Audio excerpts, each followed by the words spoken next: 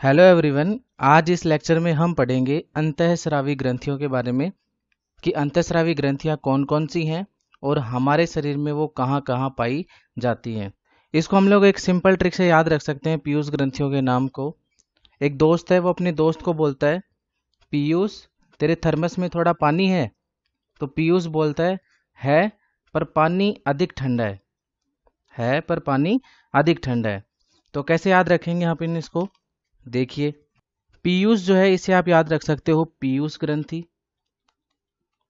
पीयूष से पीयूष ग्रंथि।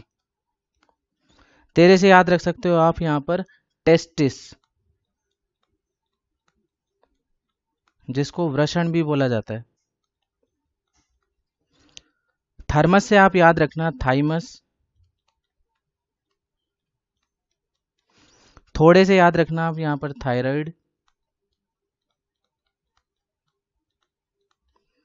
पानी से याद रखना आपको यहाँ पर पीनियल ग्रंथि, पीनियल ग्रंथि। है से आपको याद रखना है यहाँ पर हाइपोथैलेमस, हाइपोथैलेमस। पर से याद रखना आपको यहाँ पर पैराथायरॉइड, पैराथायरॉइड। ये थायराइड के पास ही होती है। पानी से यहाँ पर याद रखना आपको यहाँ पर पेंक्रियाज, जिसको हम लोग अग्नाशय ग्रंथि भी बोलते हैं। अधिक से याद रखना आपको यहाँ पर अधिवृक्क ग्रंथि, जिसको एड्रिनल ग्लैंड भी बोलते हैं। ठंडा से आपको याद रखना है यहाँ पर ठंडा यानी अंडा, अंडाशय। ठीक है, तो ये थी हमारी ट्रिक। कौन सी? पीयूष तेरे थर्मस में थोड़ा पानी है पर पानी अधिक ठंडा है। अब हम लोग बात करेंगे यहाँ पर कि ये ग्रंथियाँ हमारे शरीर में कहाँ कहाँ पर पाई जाएंगी। तो सबसे पहले हम लोग यहाँ पर बात करने वाले हैं जो पीयूष ग्रंथि है और हाइपोथैलेमस है उनके बारे में। तो हमारा जो मस्तिष्क है इसमें यहाँ पर देखिए ये क्या है, हाइपोथैलेमस है। ठीक है, हाइपोथैलेमस जो है उसके जस्ट नीचे की तरफ यहाँ पर मटर के आकार की हमें क्या दिखेगी, यहाँ पर पीयूष ग्रंथि, जिसको पिट्यूटरी ग्लैंड भी बोला जाता है। नेक्स्ट हम बात करेंगे यहाँ पर किसके बारे में, थायराइड और पैराथायराइड ग्लैंड के बारे में। तो यहाँ पर देखो ये हमारी गर्दन है। ठीक है, इस गर्दन में ये हमारी क्या है, ये ट्रेकिया है, जिसको अपन बोलते हैं श्वास नली। और तो इस श्वास नली में यहाँ पर हमें एच आकार की यहाँ पर क्या देखने को मिलेगी, ये थायराइड ग्रंथि है।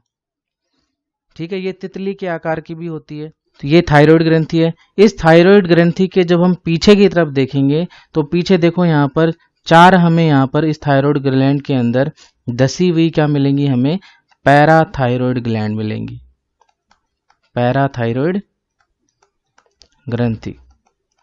ठीक है, अगली हम बात करेंगे यहाँ पर थाइमस के बारे में।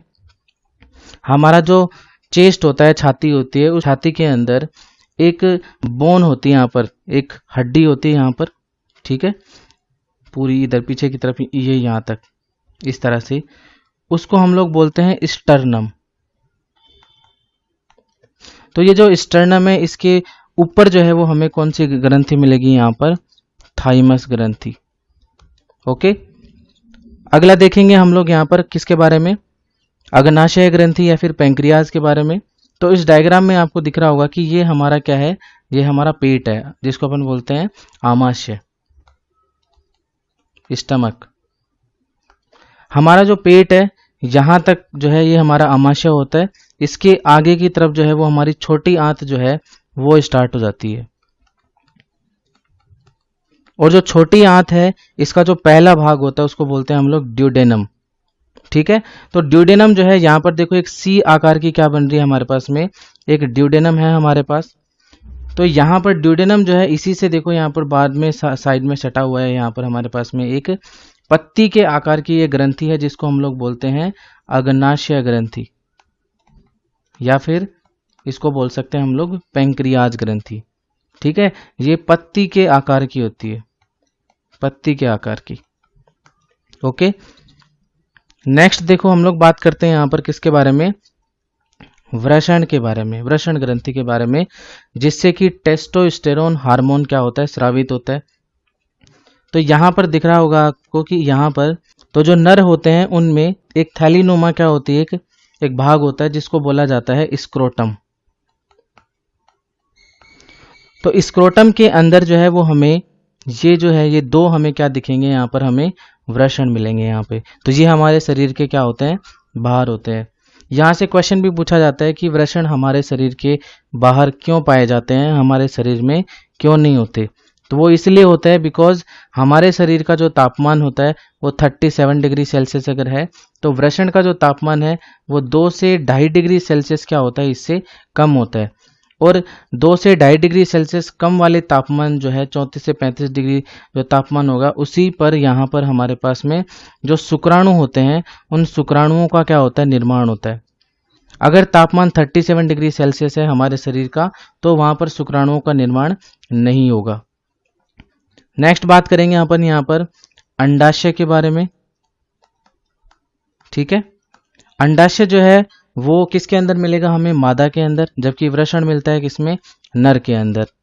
तो ये जो दिख रही है आपको एक ट्यूब लाइक स्ट्रक्चर, इसको हम लोग बोलते हैं फैलोपियन ट्यूब। ठीक है, और इस फैलोपियन ट्यूब के नीचे जब आप देखोगे यहाँ पर, तो ये जो है स्ट्रक्चर, ये क्या है हमारे पास में, अंडाशय। अंडाशय जो है वो मादा के शरीर में कितने पाए जाएंगे, 2 पाए जाते हैं। और अंडाशय जो है इसका काम होता है मादा के शरीर में अंडाणु जो है उनका क्या करना, निर्माण करना। अगली जो ग्रंथि है वो है अधिवृक्कक ग्रंथि, जिसको बोला जाता है एड्रिनल ग्लैंड। ये जो अधिवृक्कक, अधि का मतलब होता है ऊपर, ठीक है, किसके ऊपर, वृक्कक, वृक्कक का मतलब होता है किडनी। तो किडनी के ऊपर जो ग्रंथि पाई जाती है उसको बोला जाता है अधिवृक्कक ग्रंथि। तो ये जो है ये हमारी क्या है भाई, किडनी है। 2 किडनी होती है हमारे पास में। और ये ऊपर देखो यहाँ पर इस किडनी के ऊपर एक कैप की जैसी क्या मिलेगी, हमें एक ग्रंथि मिलेगी जो कि एक त्रिभुज आकार होती है। इसको बोलते हैं हम लोग अधिवृक्कक ग्रंथि। और ये जो अधिवृक्कक ग्रंथि है इसके भी 2 भाग होते हैं।